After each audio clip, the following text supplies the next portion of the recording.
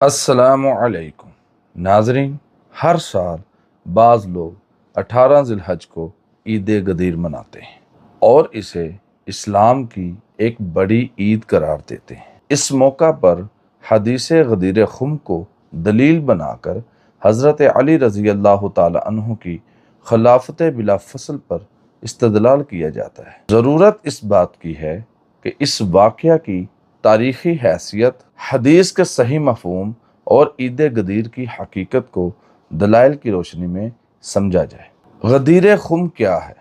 غدیر خم مکہ اور مدینہ کے درمیان میں ایک مقام کا نام ہے جو اس زمانے میں مختلف علاقوں کی طرف جانے والے راستوں کا ایک بڑا سنگم شمار کیا جاتا تھا۔ حجۃ الوداع سے واپسی پر جب رسول اللہ صلی اللہ علیہ وسلم اس مقام پر پہنچے تو آپ صلی اللہ علیہ وسلم نے ایک اہم خطبہ ارشاد فرمایا، کیونکہ اس کے بعد مختلف علاقوں سے آنے والے صحابہ اکرام رضوان اللہ علیہم اجمعین اپنے اپنے علاقوں کی طرف واپس جانے والے تھے۔ اس موقع پر رسول اللہ صلی اللہ علیہ وسلم نے حضرت علی رضی اللہ تعالی عنہ کے بارے میں ارشاد فرمایا، من کنت مولاہ فعلی مولا، جس کا میں مولا ہوں علی بھی اس کے مولا ہیں۔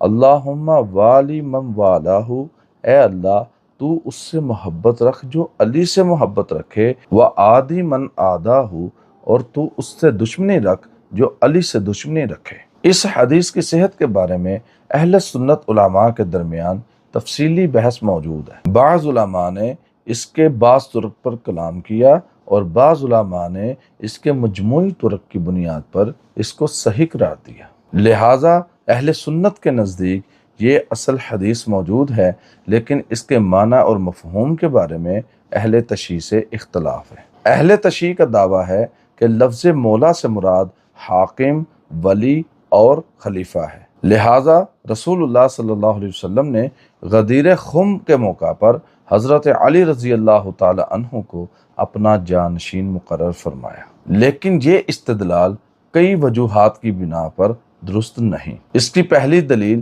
اس واقعہ کا اصل پس منظر ہے۔ صحیح روایات سے معلوم ہوتا ہے کہ یمن کے سفر کے دوران بعض صحابہ اکرام رضوان اللہ علیہم اجمعین کو سیدنا علی رضی اللہ تعالی عنہ کے بعض انتظامی فیصلوں سے اشکال ہوا۔ جب یہ بات رسول اللہ صلی اللہ علیہ وسلم تک پہنچی تو آپ صلی اللہ علیہ وسلم نے سیدنا علی رضی اللہ تعالی عنہ کی فضیلت اور آپ کے ساتھ محبت کے وجوب کو واضح فرمایا۔ حضرت بریدہ رضی اللہ تعالیٰ عنہ ارشاد فرماتے ہیں کہ میں نے حضرت علی رضی اللہ تعالیٰ عنہ کے بارے میں شکایت کی تو رسول اللہ صلی اللہ علیہ وسلم ناراض ہوئے اور فرمایا کہ کیا میں مومنوں پر ان کی جانوں سے زیادہ حق نہیں رکھتا؟ میں نے عرض کیا کیوں نہیں اللہ کے رسول صلی اللہ علیہ وسلم؟ تو پھر آپ صلی اللہ علیہ وسلم نے ارشاد فرمایا، من کنت مولاہ فعلی مولا، جس کا میں مولا ہوں علی بھی اس کے مولا ہیں۔ یہ روایت واضح کرتی ہے کہ مقصد سیدنا علی رضی اللہ تعالی عنہ کے خلاف پیدا ہونے والی غلط فہمیوں کا ازالہ تھا، نہ کہ خلافت کا اعلان۔ دوسری دلیل لفظ مولا کے متعدد معنی ہیں۔ عربی زبان میں لفظ مولا کے بہت سے معانی ہیں، جیسے دوست، مددگار، محبوب، سرپرست، آزاد کردہ غلام وغیرہ، اور اسی طرح چچا زاد بھائی کو بھی مولا کہتے ہیں۔ امام شافعی رحمہ اللہ اور متعدد علماء نے اس حدیث میں موجود لفظ مولا کا معنی محبت بیان کیا ہے، یعنی جس سے میری محبت اور تعلق ہے اس کی علی رضی اللہ تعالی عنہ کے ساتھ بھی محبت اور تعلق ہونا چاہیے۔ تیسری دلیل، اگر واقعی غدیر خم کے مقام پر خلافت کا اعلان ہوا ہوتا تو صحابہ اکرام رضوان اللہ علیہم اجمعین کے درمیان سقیفہ بنی ساعدہ میں خلافت کا مشورہ نہ ہوتا، حضرت ابوبکر صدیق رضی اللہ تعالی عنہ کی بیعت نہ ہوتی، حضرت عمر رضی اللہ تعالی عنہ خود حضرت ابوبکر صدیق رضی اللہ تعالی عنہ کا نام خلافت کے لیے پیش نہ کرتے۔ اور यहाँ मज़े की बात ये है कि जो एतराज़ करते हैं वो ये भी कहते हैं कि सैयदना अली को जब नबी अलैहिस्सलाम ने फरमाया मन कुन्तु मौलाहु फ़अलियुन मौला, कि जिसका मैं मौला हूँ उसके अली मौला हैं, तो यहाँ पर मुराद खिलाफत का ऐलान था। तो सबसे पहले सैयदना उमर फ़ारूक रज़ी अल्लाह ताला अन्हु ने हज़रत अली रज़ी अल्लाह ताला अन्हु को मुबारकबाद पेश की। तो मैं कहता हूँ कि हम आपकी बात मानते हैं, बात ऐसे ही है। हज़रत उमर ने जब मुबारकबाद पेश कर दी तो फिर क्या मसला था कि सैयदना उमर ने हज़रत अबू बकर रज़ी अल्लाह ताला अन्हु का नाम खिलाफत के लिए पेश किया। पता ये चला कि वहाँ पर मुराद मोहब्बत थी, ना कि खिलाफत। और ये भी कहते हैं कि जब सहाबा इकराम ने हज़रत अबू बकर सिद्दीक़ रज़ी अल्लाह ताला अन्हु के हाथ पर बैत कर दी, आपको खलीफा मान लिया, तो हज़रत अली रज़ी अल्लाह ताला अन्हु ने बैत ना की और कई दिन तक आपको खलीफा मानने से इनकारी रहे। हम आपकी ये बात अगर दुरुस्त मान भी लें तो मेरे भाई फिर सैयदना अली रज़ी अल्लाह ताला अन्हु का एक कौल, एक बात, एक रवायत पेश कर दो जिसमें सैयदना अली रज़ी अल्लाह ताला अन्हु ने इस ऐलान खिलाफत को, जो तुम्हारे नज़दीक ऐलान खिलाफत है, बतौर कतई दलील पेश किया हो कि आप किस तरह खलीफा मुकर्रर हो सकते हैं, जबकि रसूलुल्लाह सल्लल्लाहु अलैहि वसल्लम ने बतौर खलीफा के मेरी जानशीनी का ऐलान किया है। लेकिन जहाँ तक हमने पढ़ा, सुना और देखा है, तारीख के अंदर हमें कोई ऐसी सूरत हाल नज़र नहीं आती। इससे पता चला कि ये दावा करने वाले का दावा बातिल है और उनका पूरा मसलक इस हवाले से गलती का शिकार है। और बाज़ रवायात में ये भी आता है कि सैयदना उमर रज़ी अल्लाह ताला अन्हु ने इस ऐलान के बाद सैयदना अली रज़ी अल्लाह ताला अन्हु को मुबारकबाद पेश की।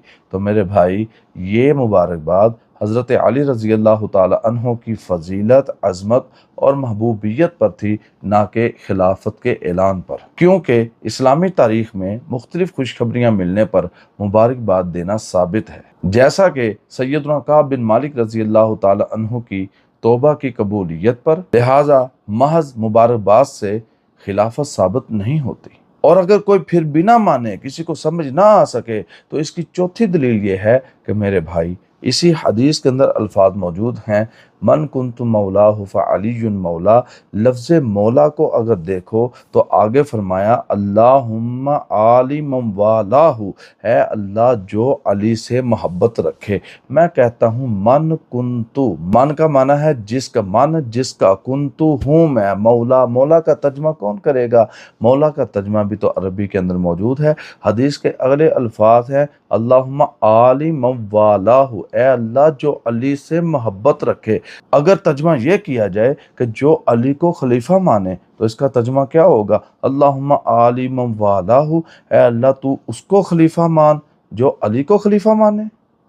तो अगर यह तर्जमा किया जाएगा फिर तो बड़ी परेशानी हो जाएगी। और इसकी पांचवीं दलील ये है कि आप अक्सर उलमा को मौला ना कहते हैं। एक है लफ्ज़ मौला, इसके आगे अगर आप अकेले को मुंतखब करना चाहें कि आप मेरे दोस्त हैं, तो इसका होगा मौलवी साहब, यानी कि मेरे दोस्त साहब। और अगर आप तमाम की तरफ से उसको कहना चाहें कि आप हम सबके दोस्त हैं, तो तर्जमा क्या होगा? मौला ना, हमारे दोस्त। ये जमा मुतकल्लिम का सीगा बन जाता है। तो मेरे भाई ऐसे तर्जमे करने से पहले ज़रा कोई लुगत की किताब, कोई हदीस की किताब और कोई तफसीर की किताब पढ़ ली होती, तो आज तुम्हें रो रो कर वावेला करने की ज़रूरत पेश ना आती। और अगर तुम्हें फिर भी समझ नहीं आया तो मैं तुम्हें बता देना चाहता हूँ, इस हदीस के बारे में उलमा के नज़दीक इख्तलाफ है। बाज़ लोग कहते हैं ज़ईफ़ है, बाज़ कहते हैं सही। ये तो बात हो गई इख्तलाफी। लेकिन एक बिल्कुल दुरुस्त रवायत है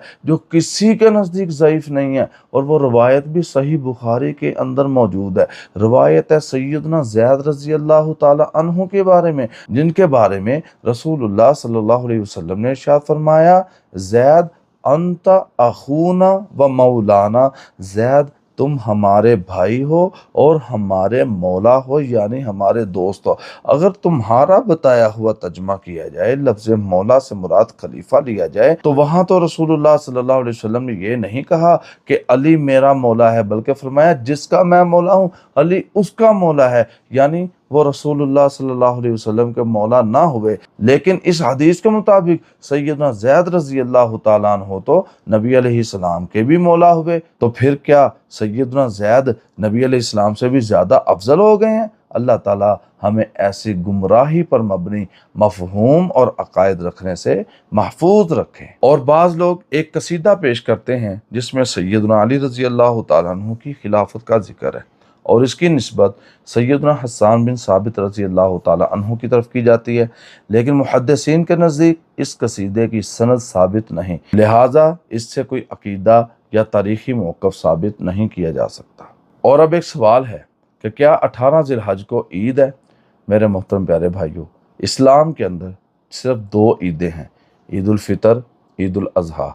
नबी करीम सल्लल्लाहु अलैहि वसल्लम, खुलाफ़ाए राशिदीन, तमाम सहाबा और अहले बैत, यहाँ तक कि खुद सैयदना अली रज़ी अल्लाह ताला अन्हो से भी ना पहले के दौर में और ना ही उनकी अपनी खिलाफत के दौर में 18 ज़िलहज को ईद गदीर के नाम पर कोई ईद मनाना साबित है। तो फिर सवाल ये पैदा होता है, अगर कुरान में हुक्म नहीं है, नबी अलैहिस्सलाम ने भी नहीं मनाया, खुलाफ़ाए राशिदीन ने भी नहीं मनाया और तमाम अहले बैत ने भी नहीं मनाया, सहाबा ने भी नहीं मनाया, यहाँ तक कि हज़रत अली ने भी नहीं मनाया, हज़रत हसन हुसैन ने भी नहीं मनाया, इमाम जाफ़र सादिक, इमाम बाकर, इमाम मूसा काज़म, इमाम रज़ा, इमाम नक़ी, इमाम तक़ी, इमाम हसन अस्करी, इनमें से किसी ने भी नहीं मनाया, तो फिर ये ईद गदीर कहाँ से आई? तो सुन लो, सबसे पहले 351 हिजरी में बगदाद के शिया हुक्मरान मुइज़्ज़ुद्दौला ने ईद गदीर के नाम से मनाने की रस्म जारी की। अगर ये वाकई इस्लामी ईद होती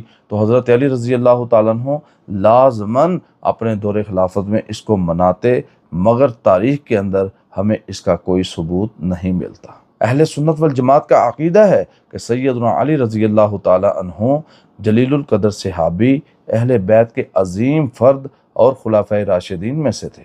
हदीस गदीर उनकी फ़जीलत, मोहब्बत और नुसरत पर दलालत करती है। इस हदीस से खिलाफत बिला फसल साबित नहीं होती। 18 ज़िलहज को ईद के तौर पर मनाना ये दीन में इजाफा और गैर साबित अमल है। वाक़े गदीर खुम एक तारीख़ी हकीकत और हज़रत अली रज़ी अल्लाह ताला अन्हो की एक अजीम फजीलत का रोशन सबूत है, लेकिन इसे खिलाफत बिला फसल या नई ईद की बुनियाद बनाना न कुरान से साबित है, न सही सुन्नत से और न ही सहाबा इकराम या अहले बैत के अमल से। अल्लाह ताला हमें सहाबा इकराम और अहले बैत इत्हार रिज़वानुल्लाह अलैहिम अजमाइन के साथ सच्ची मोहब्बत रखने, उनके बारे में एतदाल और इंसाफ का रास्ता इख्तियार करने और उम्मत के इत्तेहाद का सबब बनने की तौफीक अता फरमाए। अगर आपका इस हवाले से कोई भी सवाल हो, आप कमेंट्स में पूछ सकते हैं, और अगर बयान करने में मुझसे कोई गलती हो गई हो